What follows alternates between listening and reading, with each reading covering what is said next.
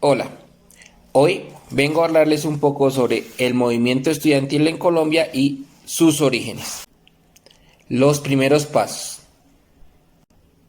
En territorio colombiano siempre han habido protestas estudiantiles desde las épocas coloniales, pero solo hasta mediados del siglo XX dichas protestas se vuelven masivas y visibles, sobre todo en América Latina.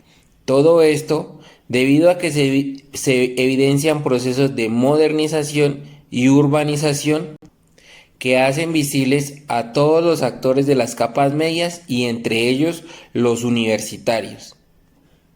Según la historiadora Diana Soto, los estudiantes de colegios neogranadinos o protouniversitarios de finales del siglo XVIII mostraron inconformidad con la educación eclesiástica.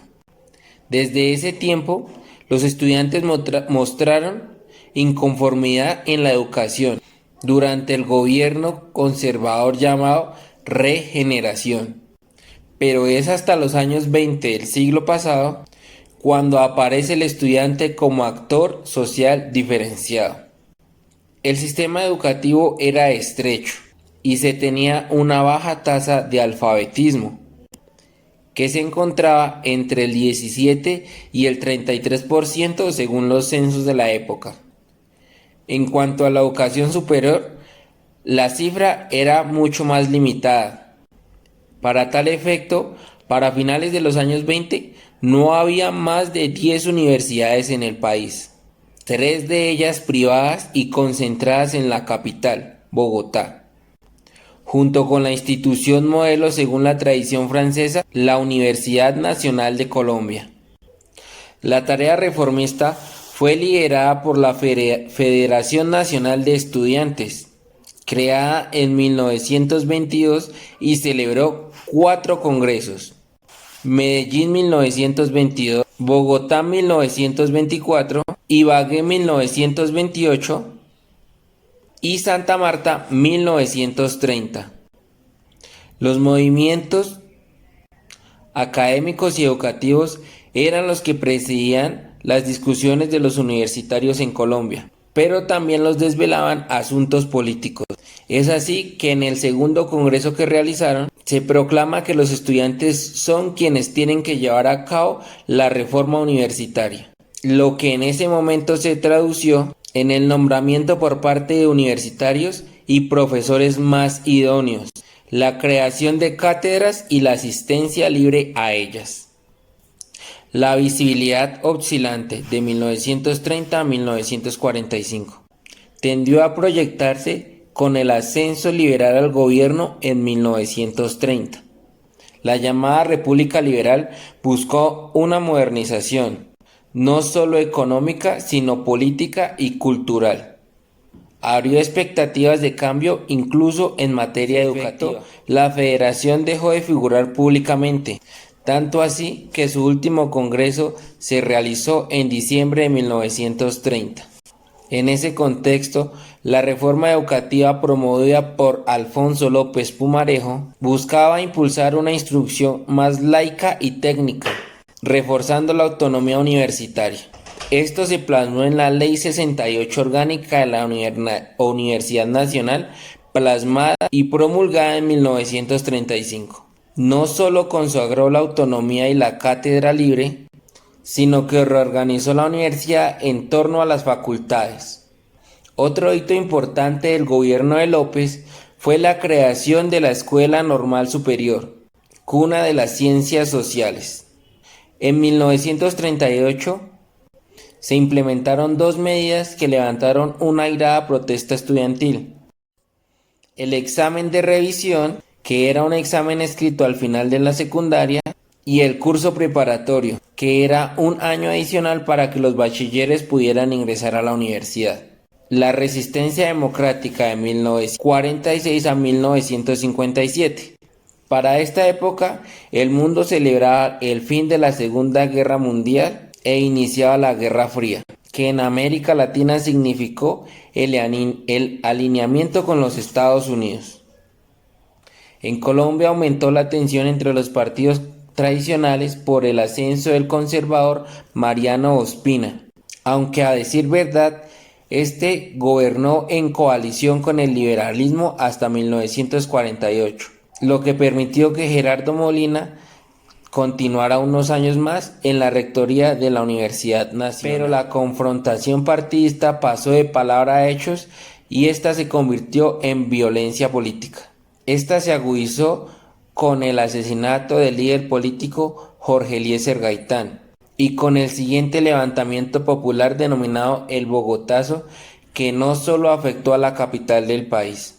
Para dichos eventos participaron espontáneamente algunos universitarios, tomando la emisora Radio Nacional y arengando discursos revolucionarios. Este cierre político y cultural se siente en las universidades públicas, cuyo número ha aumentado hacia los años 50 con la aparición de institutos tecnológicos orientados a la educación técnica en las regiones, a lo que se le suma la división de la Escuela Normal Superior en la sección femenina, y que dará como origen la Universidad Pedagógica Nacional UPN, ubicada en Bogotá, y la sección masculina conformará la Universidad Pedagógica y Tecnológica de Colombia UPTC, ubicada en Tunja. Todo lo anterior dispuso a que el movimiento estudiantil saludara al golpe de estado del general Gustavo Rojas Pinilla, que depuso a Laureano Gómez en junio de 1953. La radicalización del bipartidismo de 1958 a 1974. La radicalización del movimiento estudiantil estuvo presente desde los años 50, en consonancia con procesos similares en el plano global. La revuelta estudiantil global, condensada en mayo de 1968, sería su mejor expresión. En el plano nacional, además del impacto global y continental, se hizo un pacto entre los dos partidos nacionales, conocido como el Frente Nacional, en el que se dividieron por la mitad las instancias de la representación, mientras se alternaba la presidencia por periodos de 4 años. Esto significó la exclusión de otros partidos, especialmente el de la izquierda. Cuando en otros países de América Latina los viejos regímenes autocráticos eran depuestos, en Colombia se afirmaban las oligarquías, perpetuando la desigualdad social. Todo ello cambio de cultivo para la juventud que anhelaba cambios y que ayudó cada vez más a la notoria presencia del pensamiento crítico. Los egresados universitarios no encontraban mayores oportunidades. Los más afectados fueron las universidades públicas que vivieron crisis financieras, deterioro reflejado en plantas físicas y docentes. Mientras tanto creció el número de universidades privadas, pasando del 27% a 1945 al 45% en 1970. Se produce entre el seno del estudiantado la típica división de izquierda entre reforma y revolución, y el sector llamado revolucionario tenía algunas cercanías con estructuras guerrilleras. Si bien el grueso del estudiantado estaba poco politizado en los inicios del Frente Nacional, con el paso del tiempo el mensaje de la oposición caló en las mayorías, por tratarse de un discurso de enemistad total con el Estado. Fue en este periodo que, para bien o para mal, el movimiento estudiantil se fundió con la izquierda. Hacia el movimiento popular de 1975 a 1990. En los años que siguen al Frente Nacional, en los que finalmente se desmontó el movimiento bipartidista, el movimiento estudiantil buscó encontrarse nuevamente con el país del que se había distanciado previamente por problemas de años anteriores. Nuevos elementos de contexto internacional favorecieron un giro, y todo esto debido a la crisis capitalista. En América Latina, a finales de los años 70 y 80, hubo un cambio al abandonarse el signo industrializador para emprender aperturas económicas de signo neoliberal que ampliaron la brecha social. En Colombia, si bien no hay dictadura militar, sí se presentaron violaciones de derechos humanos, especialmente en el gobierno de Julio César Turbay, sectores guerrilleros buscaron diálogos con el Estado y se pactó una tregua temporal en 1984. La tregua derivó en una tímida reforma política de descentralización popular, administrativa y elección de alcaldes. Esta reforma respondía al auge de llamados movimientos ciudadanos cívicos que buscaba desarrollo regional equilibrado. En todos estos procesos ha estado el movimiento estudiantil, uniendo su lucha con los otros subsectores colombianos. Según las cifras de luchas sociales recogidas por el Centro de Investigación y Educación Popular, el movimiento estudiantil ocupa el 18% del total de las protestas sociales entre 1975 y 1990. Los estudiantes se lanzaron a la calle en pos de reivindicaciones académicas, estimulados por la oportunidad que habría la designación de rectores progresistas en los entes públicos de educación superior y por el aura reformista del presidente. En relación con las marchas estudiantiles, la más destacada de esos años fue la de mayo de 1982, de más de 1000 estudiantes entre Tunja y Bogotá, en respuesta a problemas financieros de la misma UPTC. La caminata fue detenida en límites con el departamento de Cundinamarca, pero demostró gran organización y ingenio para llamar la atención pública, a tal fin que logró promesas de apoyo económico para la Universidad Boyacense. En ese contexto se entiende el impacto que tuvo el accionar de la población estudiantil a finales de 1989 y gran parte de 1990, encaminada a impulsar la Asamblea Constituyente y tener presencia en ella.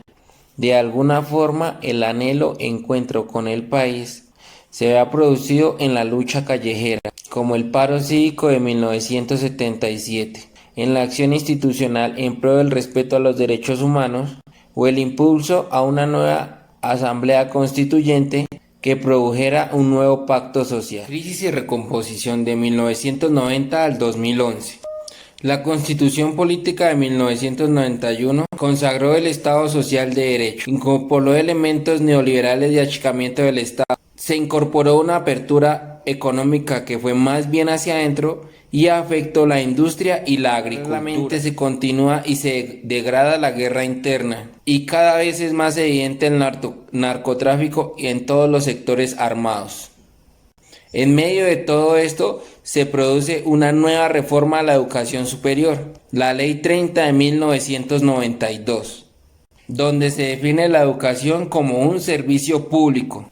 Esta ley no incluye solo a universidades, sino también a institutos técnicos y tecnológicos. Se fortalece el papel vigilante del Estado, el ICFES, y se crean instancias formales como el Consejo Nacional para la Educación Superior. Otro tema de disputa pública y de gran movilización estudiantil es la financiación de las universidades públicas. La Ley 30 aseguraba un aporte estatal que se incrementaría anualmente y adicional se creó un fondo o bolsa común repartido entre las mismas según sus gestiones. Si bien el ciclo de lucha estudiantil en Colombia no ha terminado, ya nos ha dejado algunas lecciones que son buenas resaltar. La renovación de los repertorios de protesta con acciones lúdicas y simbólicas. La combinación de acciones institucionales y constitucionales. El apoyo entre estudiantes de universidades públicas y privadas. La posibilidad de acción unitaria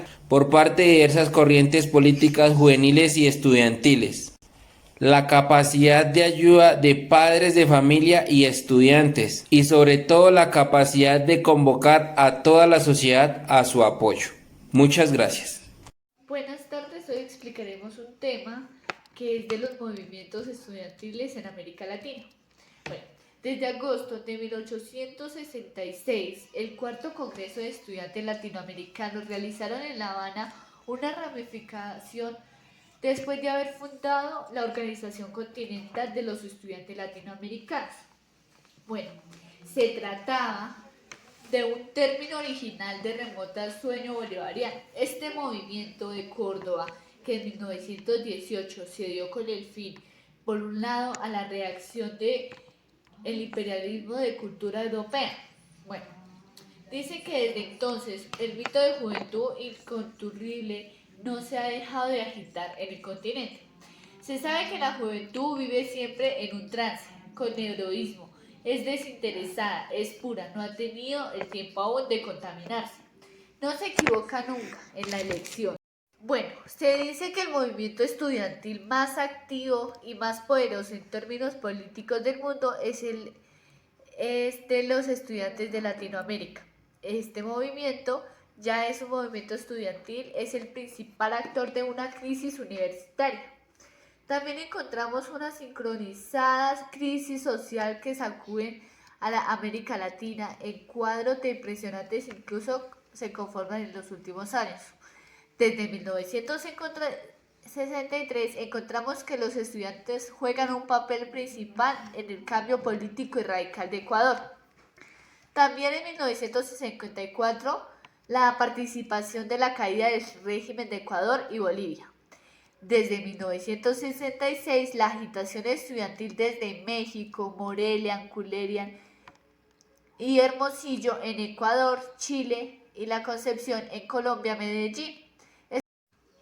Cuando el movimiento estudiantil logra efectivamente conservar su autonomía, lo que parece una victoria de nadie, de hecho, es el comienzo del fin. Esto es para regresar, por ejemplo, al argentino, al aislamiento de dirigentes respecto a las masas estudiantiles, lo cual nos hace más que reflejar el nivel interno de la soledad del movimiento estudiantil, de una vida argentina. Bueno, en las tres revoluciones latinoamericanas del siglo XX, los estudiantes no desempeñaron un papel importante, lo cual en las revoluciones mexicanas, bolivianas y cubanas se encuentran las revoluciones. De esto no quiere decir que en Cuba es un papel de jóvenes que genera, lo cual fue esencial. Bueno, en un punto en el que el señor hombre Fidel Castro pudo afirmar que buscaría. Bueno, se dice que desde el 1 al 18 de septiembre el movimiento estudiantil vuelve a caer. Esto por un ametrallamiento del que no son objetos de noche las escuelas prioritarias, el Colegio de México posiblemente por agentes del gobierno. Se dice que el origen de la crisis estudiantil mexicana desde 1968 está en el presidente de la República. Esto que se residente en su estrategia consistía en desenmascarar los problemas para ajustar cuentas, lo que permite el tiempo. Los estudiantes bien provienen de clases medias o bajas. En ese caso, la universidad les dará un diploma, es decir, el medio para hacer creer la seguridad, o bien para proceder a clases medias acomodadas. Dichos estudiantes surgieron. Bueno, se dice que ante la ausencia de reformistas sinceros o verdaderos revolucionarios, América Latina volvió a caer en lo que Claudio Vélez llama la encrucijada hispana. Esto la da el gobierno central paternalista, que quizás la paja sea yanqui, pero y la viga. Muchas gracias, espero les haya gustado nuestro documental y nuestro reportaje acerca del movimiento estudiantil en América Latina. Muchas gracias y una feliz tarde.